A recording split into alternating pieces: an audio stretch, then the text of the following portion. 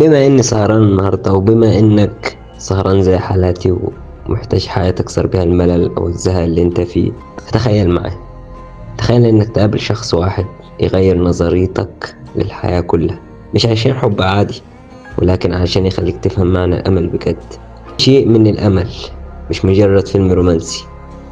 ده فيلم هادي بيكسر القلب بهدوء ويرجعك تاني من غير ما تحس.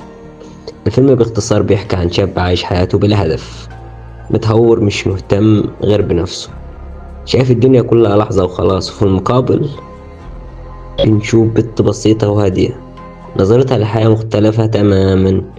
شخصيتها مؤمنة بالأمل، وحتى هي بتواجه أصعب الظروف. مع أول لقاء بينهم تحس إن في حاجة مش شبه أي قصة حب، مش حب سريع ولا كلام كبير، لكن إحساس بيكبر مع الوقت.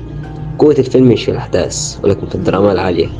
قوته في التفاصيل الصغيرة، نظرته، سكاته، ابتسامته بسيطة توصل مشاعر أكتر من 1000 كلمة.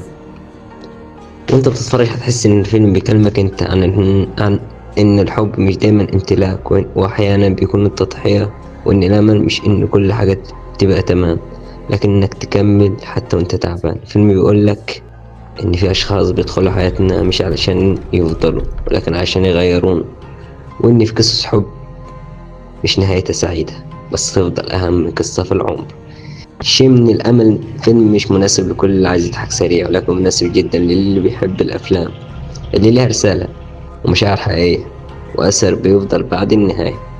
فيلم يخليك تسكت شوية بعد ما يخلص، مش عشان زهقان، لكن عشان حسيت بكل مشهد. لو بتحب الأفلام اللي تلمس القلب بصدق وتسيب جواك علام، فيلم شيء من الأمل لازم يتشاف.